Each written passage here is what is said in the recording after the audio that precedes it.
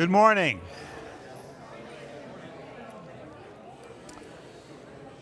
Good morning.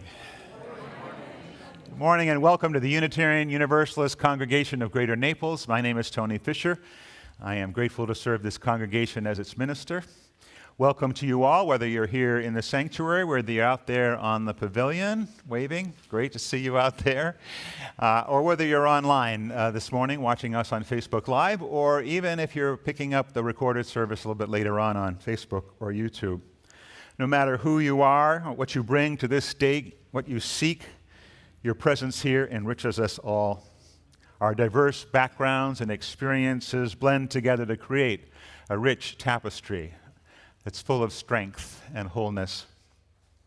Our mission is to become a welcoming congregation, freely seeking intellectual and spiritual growth. We strive to create a larger community of peace, justice, and love. If you are new to us this morning and are feeling brave, raise your hand and we can say hello. Good morning. Welcome, welcome. Welcome, welcome, welcome. Welcome. And I know all the rest of us will greet you after the service, so be ready for the onslaught. I hope everybody will do that. We have a brief announcement this morning from Brad Cornell, who is the spokesperson for our stewardship campaign. So Brad, if you would come up. Thank you, Tony. Good morning, everyone. I'm Brad Cornell, and it has been my privilege for the past month or so to accompany you on our stewardship campaign to reconfirm the commitment we all make to this community. Today is the last day of that campaign. As you know, the campaign title is Community, the Heart of Resilience. It's wonderful to see all the wonderful people here this morning. That's a testament to the place that this community has in the larger community and in each of our hearts. First, let me share an update from our treasurer, Mike Kirko. 125 families have pledged so far, which is wonderful. And of those 125, the average pledge has been increased by 6%, which is great, especially in a year where it seems like everything is upside down and unpredictable. Hey, give yourself a round of applause for that. Yeah, absolutely. So thank you very much for all of the families that have made those commitments. I will just note that there are still 93 families that have yet to make that commitment. It is not too late by any means, even though this is the last day.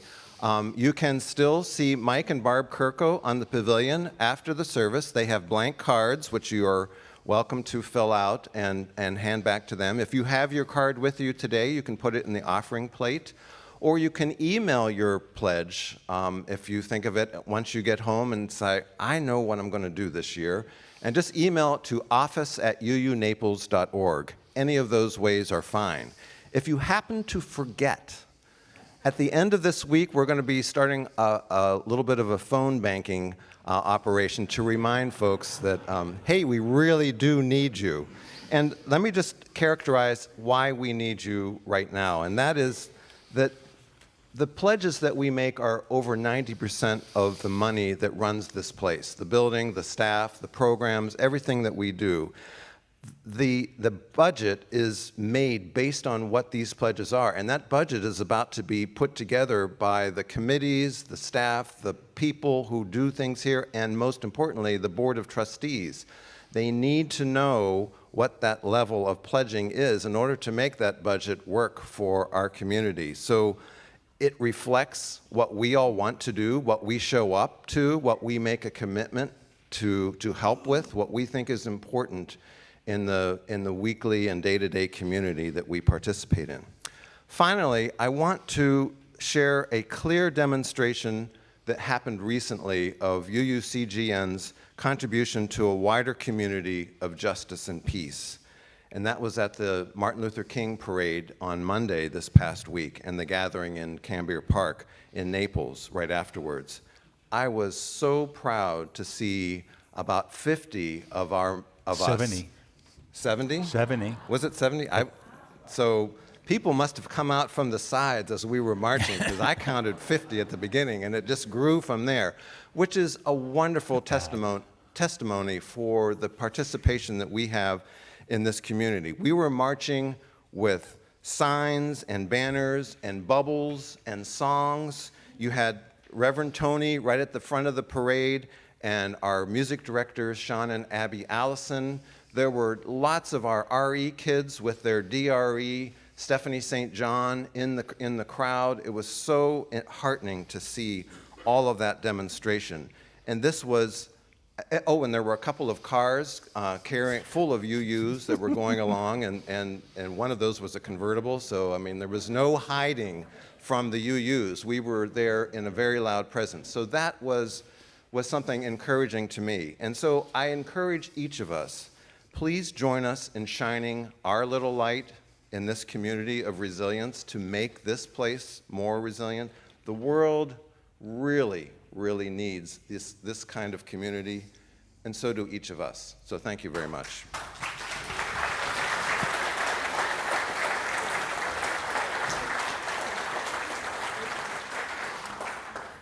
Thank you, Brad. Thank you, Mike Kirko, our treasurer, and the whole stewardship team. They've done a great job, and now it's our turn. So I hope you'll follow Brad's advice and find that pledge card and get it in. Also, we'd like to recognize, as usual, all the people who make our service possible, our staff, our volunteers in the kitchen, and Daniel in the AV room. Today, we're grateful to welcome Lisa Hallinan. Lisa, as a guest violinist, Lisa's a Naples resident, freshman at Florida Gulf Coast University, been heavily involved in the Naples Philharmonic Youth Symphonia and youth orchestra all throughout her high school experience, eventually earning concertmaster position in her senior year. You can read her biography at the back of the order of service. I hope you'll do that. Lisa is here today and sponsored by Bill Green in memory of his wife Peggy, who passed in 2016. Bill has been sponsoring a musician every year since Peggy's passing, and we honor her on this day. So this morning we were scheduled to do a service on Transylvania, our Unitarian roots in Transylvania, and one of our members, Kati Griffith, was going to be deeply involved in that service. Last night about 10:30, Kati called me and let me know that her husband, Dave Griffith, passed away. So we honor Kati and Dave. We feel the loss of Dave, a former president of this congregation, a member of my search team. And our hearts go out to Kati. We also note this week the passing of another former president of the congregation, Bill von Segern. Bill passed on Wednesday this week with Marilyn present at his bedside. It's been a difficult week for the congregation. And I hope that we'll all hold both Kati and Marilyn in our hearts as we move forward. So this morning, I hope appropriately, our service is going to be about grief and wholeness as we struggle to understand how this thing called life works and how we deal with all the ups and downs. So let's settle ourselves into this time of worship with this morning's prelude.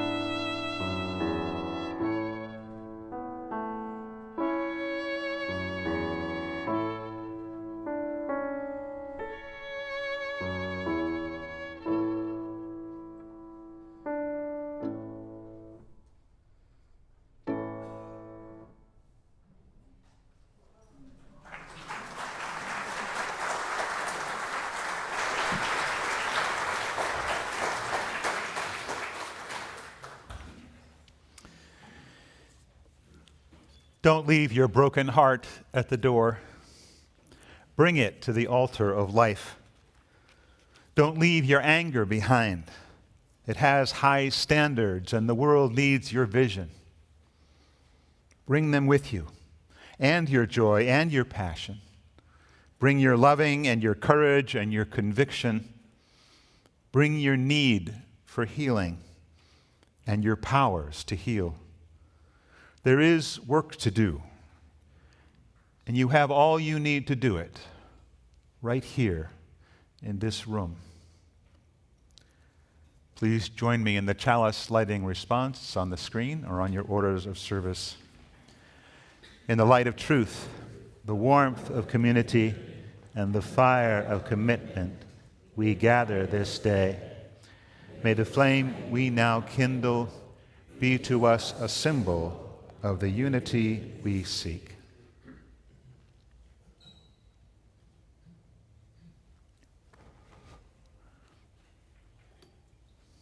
And let's rise and join together in singing our opening hymn, number 347 in the gray hymnal. The words will also be on your screen. Gather the Spirit.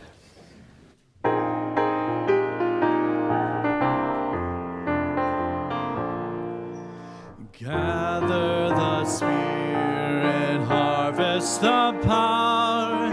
Our separate fires will kindle one flame. Witness the mystery of this hour, of trials in this light appear all the same.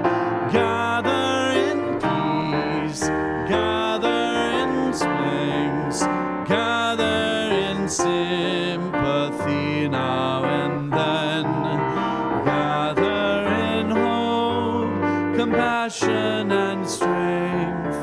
Gather to celebrate once again. Gather the Spirit of heart and mind. Seeds for the sowing are laid in store. Nurtured in love and conscience refined, with body and spirit united once more. Gather in peace, gather in thanks, gather in sympathy now and then.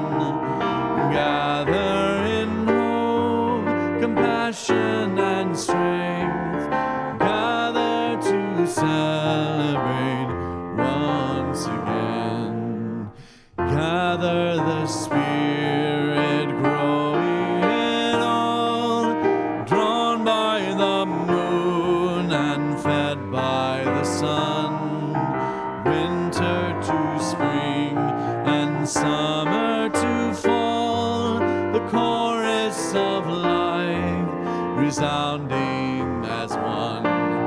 Gather in peace, gather in thanks, gather in sympathy now and then. Gather in hope, compassion and strength. Gather to celebrate once again.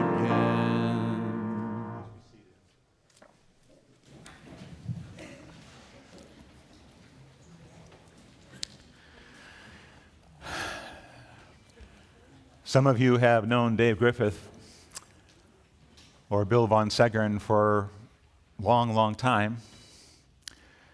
Some of you didn't know either.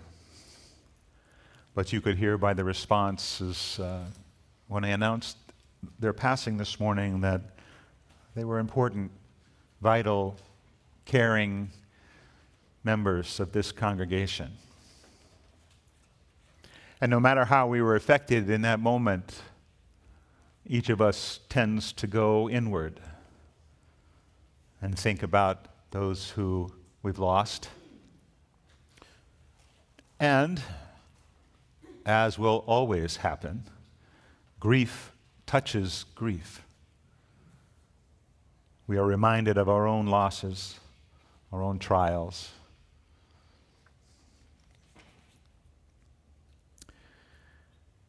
life and death. Such a mystery. And yet we go on with our lives every day,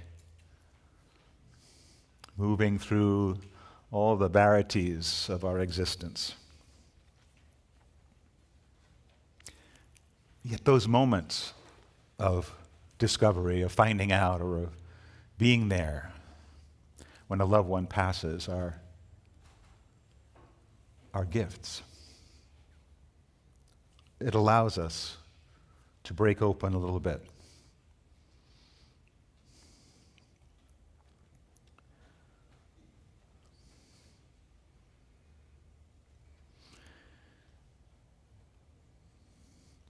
As much as I knew that each in their own time, my parents and paternal grandparents, those members of my own household that I grew up living with, next to, loving, I wasn't ready when their time came. When my paternal grandfather, whom I was very close with, passed, I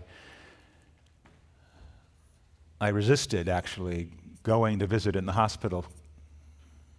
I struggled at the age of 23, knowing how I could deal with those moments. But finally, when my parents told me that his time was really near, I did go, and I went into the room and saw him on the bed, and he turned his head to me and smiled a little bit, and I asked him how he was doing.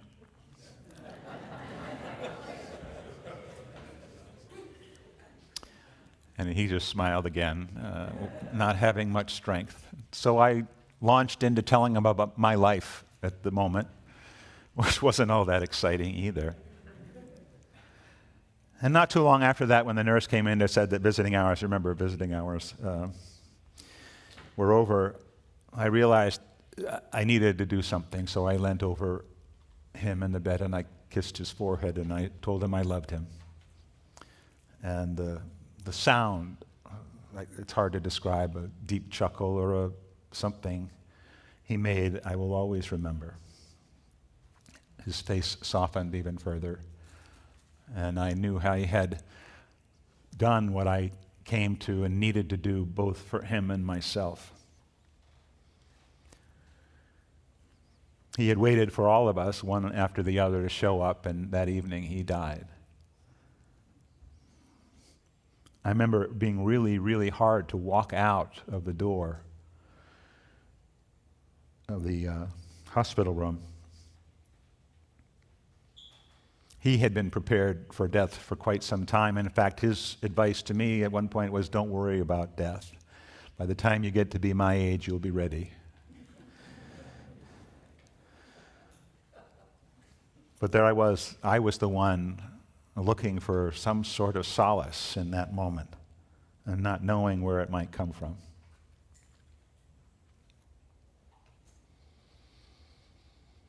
Let's join in singing our centering hymn, number 1002 in the Teal hymnal, Comfort Me. We'll sing it, all 4 verses, and then we'll sing Comfort Me again.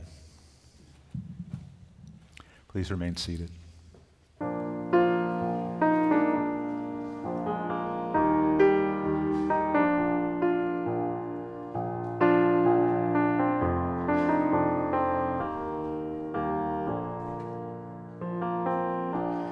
Comfort me, comfort me, comfort me, oh my soul.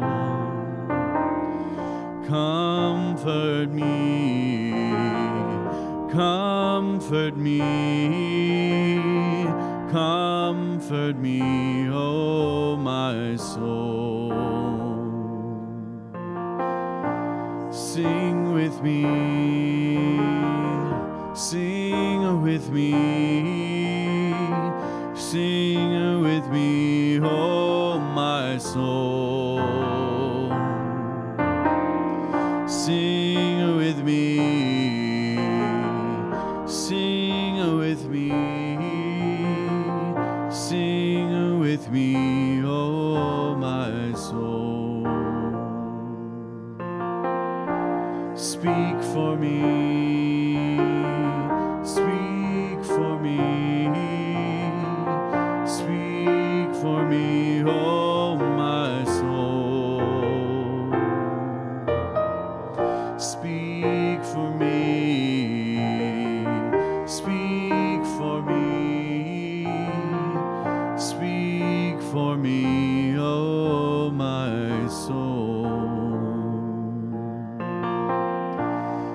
dance with me, dance with me, dance with me, oh my soul. Dance with me, dance with me, dance with me, oh my soul. Comfort me, comfort me, comfort me, oh my soul. Comfort me, comfort me, comfort me, oh my soul.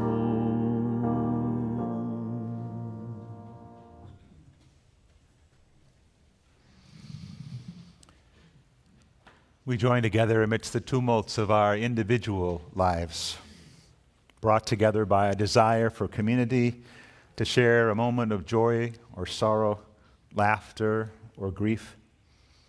We come to hold each other in love because we choose to look beyond our differences to that which binds us, because we need one another for our own fulfillment, for the fulfillment of this community, for the fulfillment of the larger community.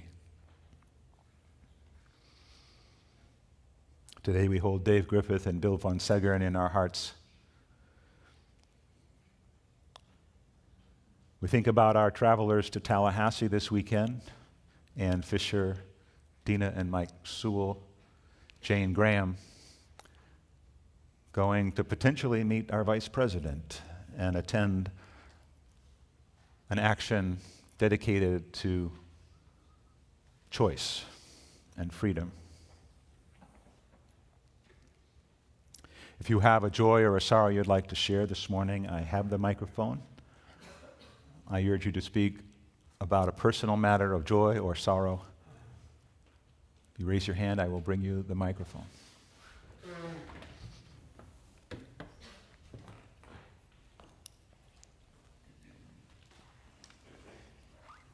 Hi, I'm Joan Leary. I have a joy. My second grandchild was born on January 17th, Kate Lauren. Thanks, Joan.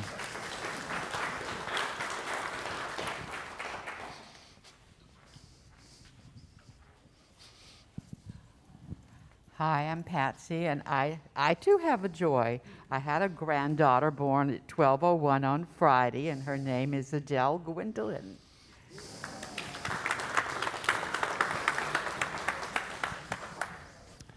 Hi, my name is Ellen Procopo, and since I got down from Boston at the end of October, I have provided updates on what's happening in Ukraine with my friend Irina, and she's with me here today.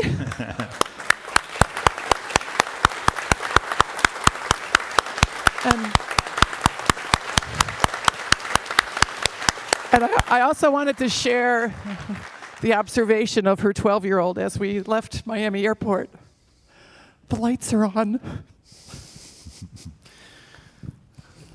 Thank you, Ellen.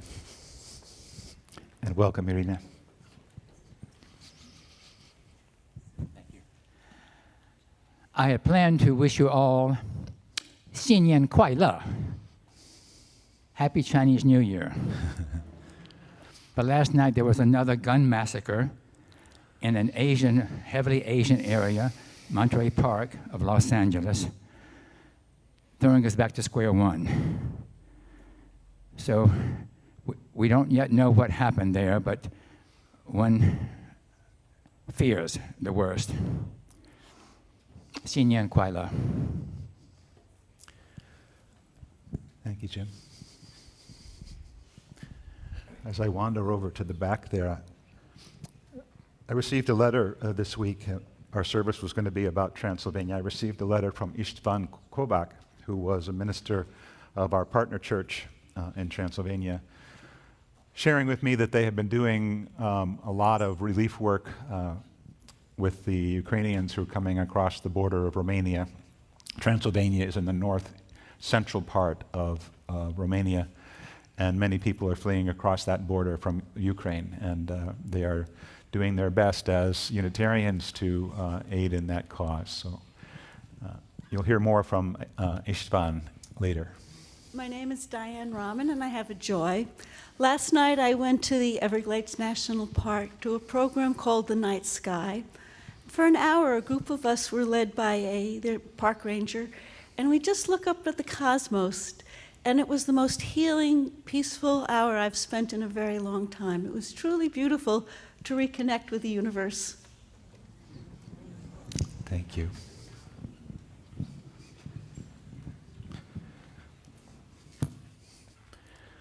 Aware that there are so many things that we hold individually in our hearts, we acknowledge those joys and sorrows that have gone unspoken.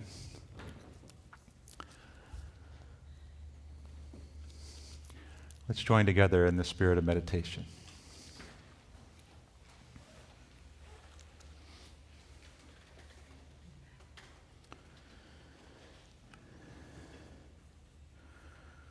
Throughout time, human beings have had to deal with loss, but have always been buoyed by the life around them and the birth of new life within their own community and in the world. Many years ago, Helen Keller shared her thoughts about grief, writing, "We bereaved are not alone. We belong to the largest company in the world, the company of those who have known suffering. When it seems that our sorrow is too great to be borne, let us think of the great family of the heavy-hearted into which our grief has given us entrance, and inevitably we will feel about us their arms, their sympathy, their understanding."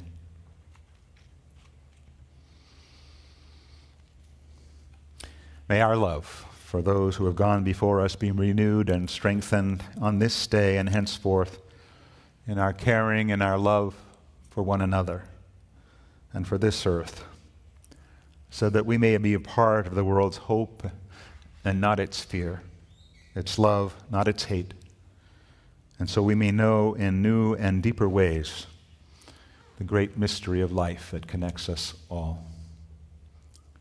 Let's spend a few moments in silence together.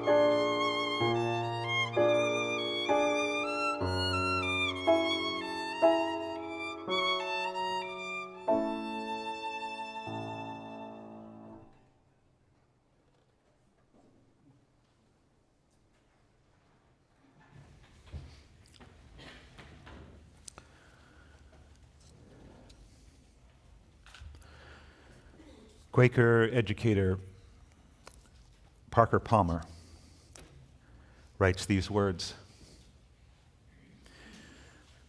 "We are invited to reflect on the many both ands we must hold to live life fully and well, and to become more confident that as creatures embedded in nature, we know in our bones how to hold them.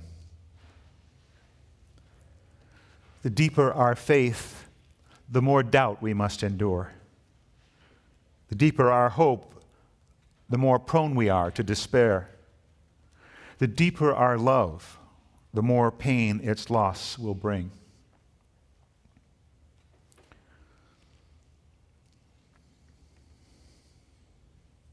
These are a few of the paradoxes we must hold as human beings.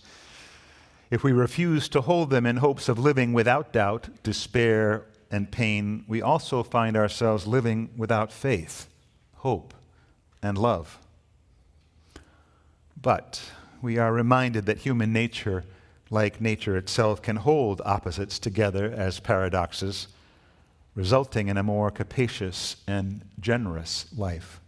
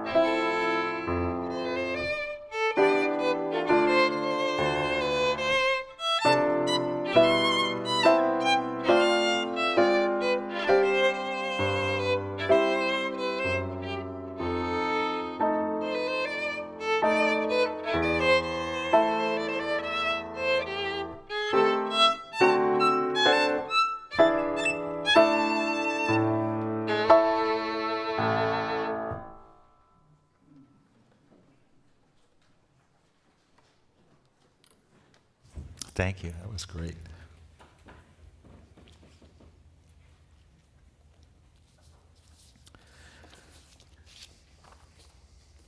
The thing about immersing ourselves in community is that we do have to face these inevitable losses. And yet it does build in us some resilience as we move forward and move out into the world. Letting go is hard, and we have to do it again and again.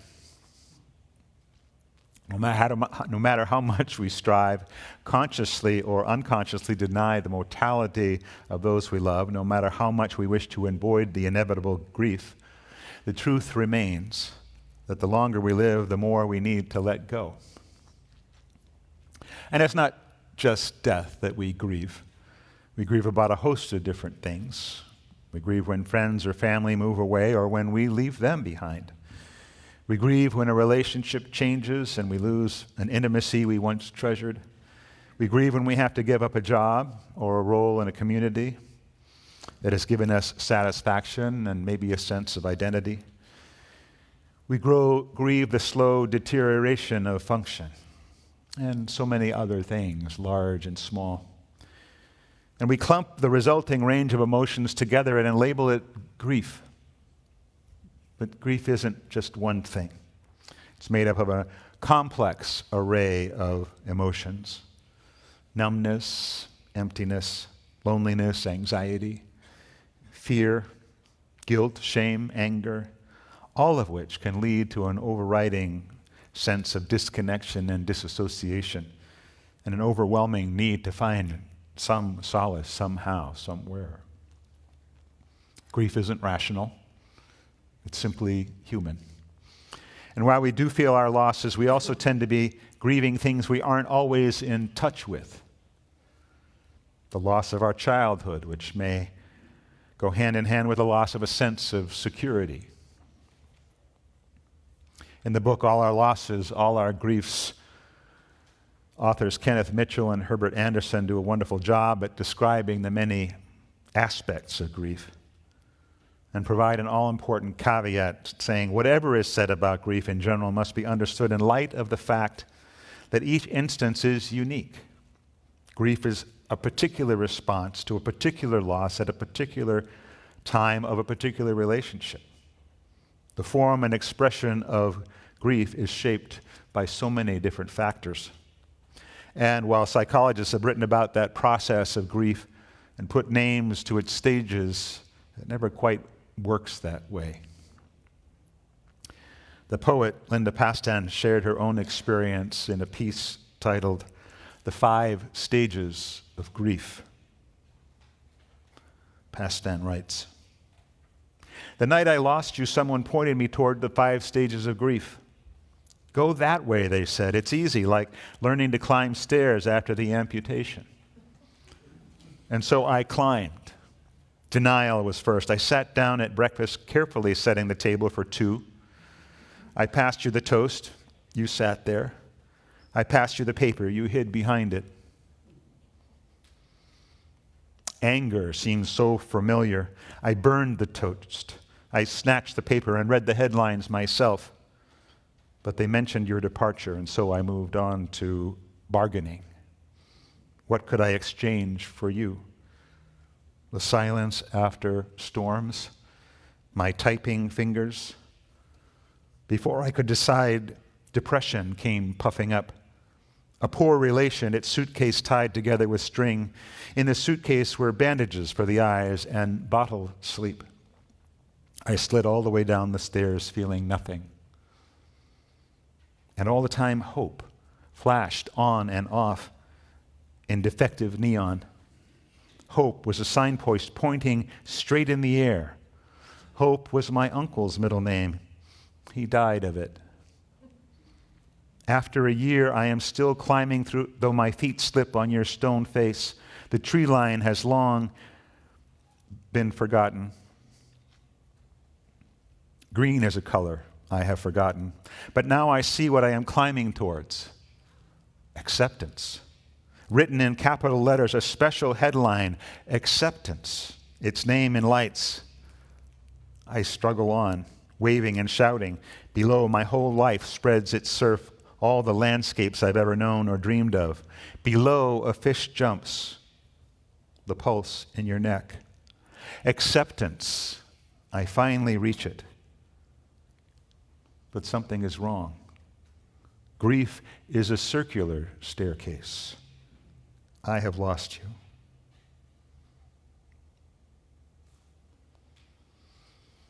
Our rational attempts to assign stages as if we can point to specific moments in the future when we'll be able to celebrate those milestones on our journey from pain to wholeness are not always helpful.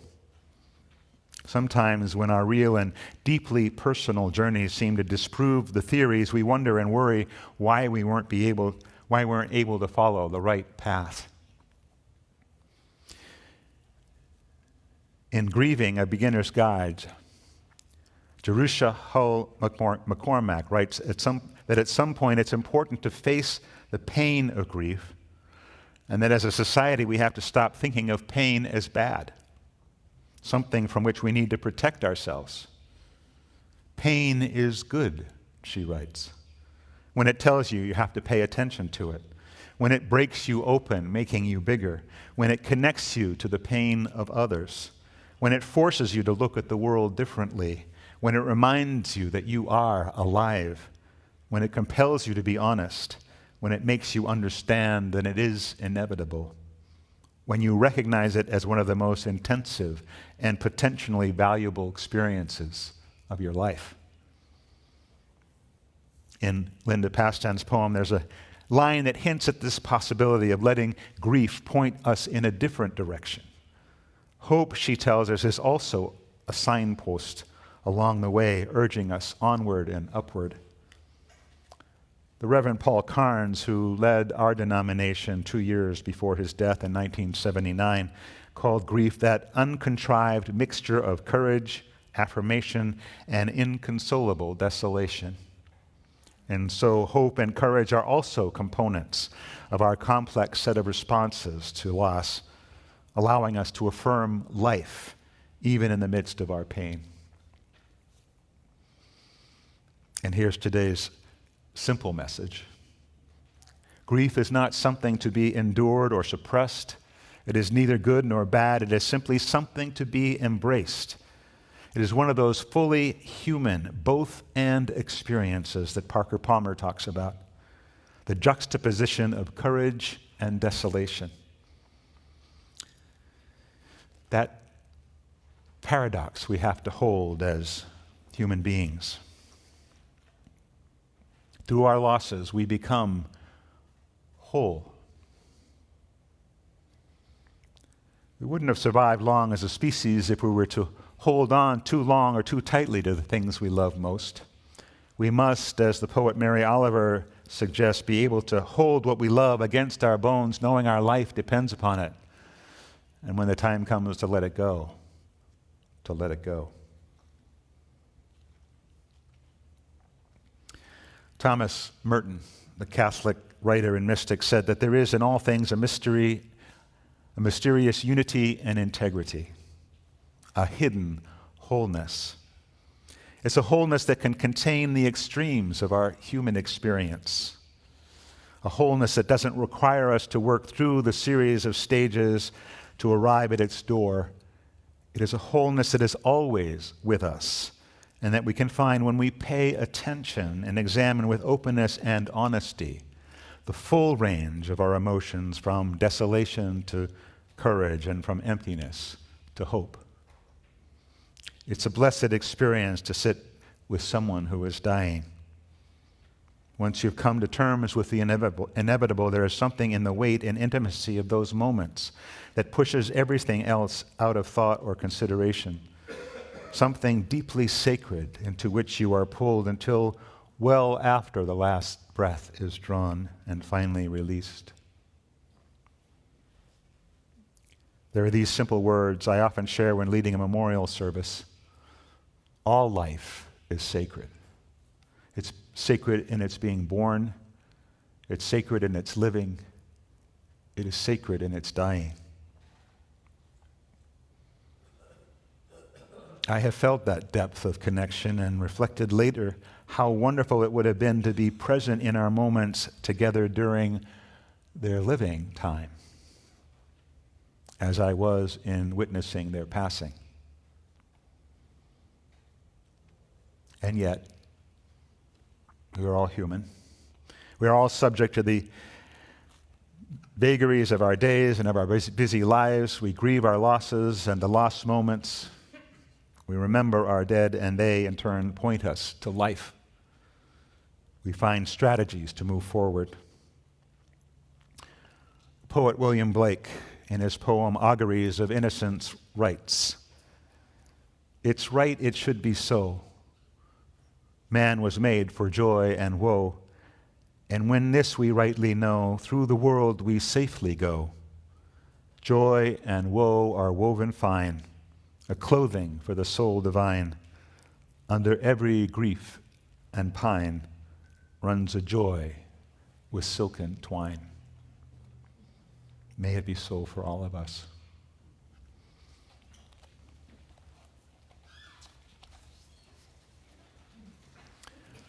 the morning's offering for the ongoing life of this congregation will be gratefully received.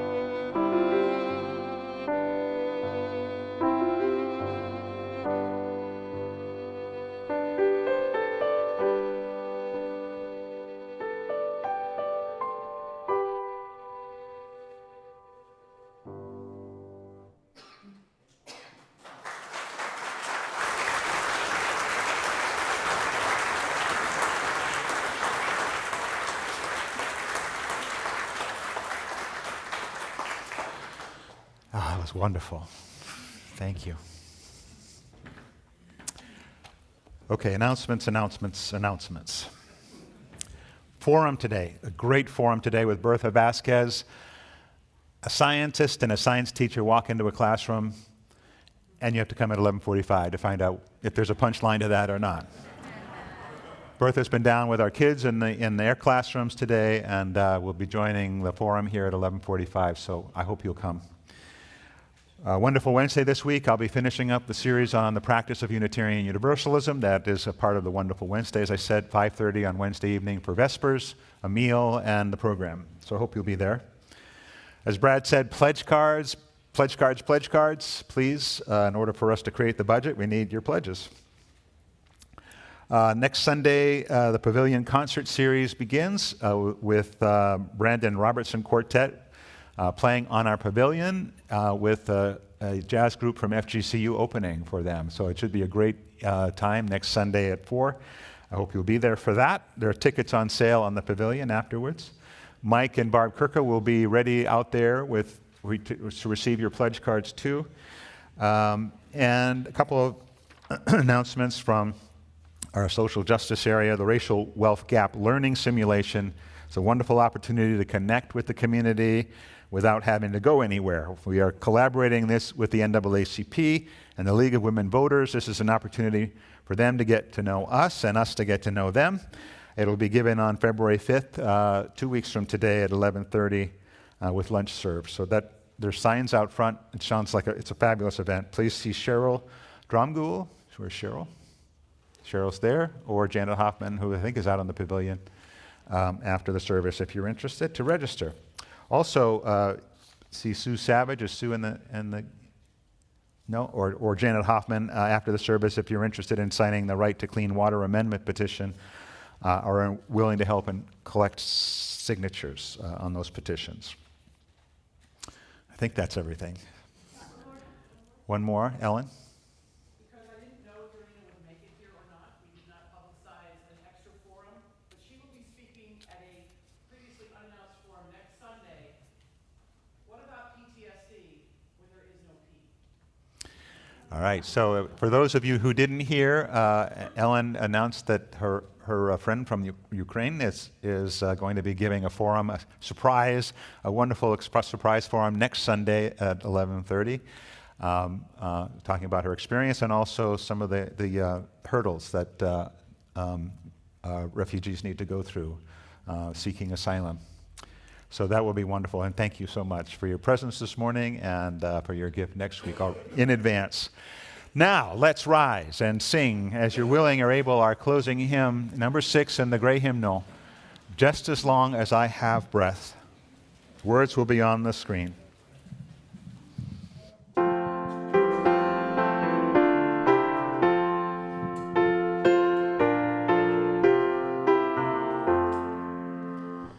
Just as long as I have breath, I must answer yes to life. Though with pain I made my way, still with hope I meet each day. If they ask what I did well, tell them I said yes to life. Just as long as vision lasts, I must answer yes to truth. In my dream and in my dark, always that elusive spark. If they ask what I did well, tell them I said yes to truth. Just as long as my heart beats, I must answer yes to love. Disappointment pierced me through, still I kept on loving you. If they ask what I did best, tell them I said yes to love. Go out into the world in peace, have courage, hold on to what is good, Return to no person evil for evil. Strengthen the faint-hearted. Support the weak. Help the suffering. Honor all beings. Have a wonderful day.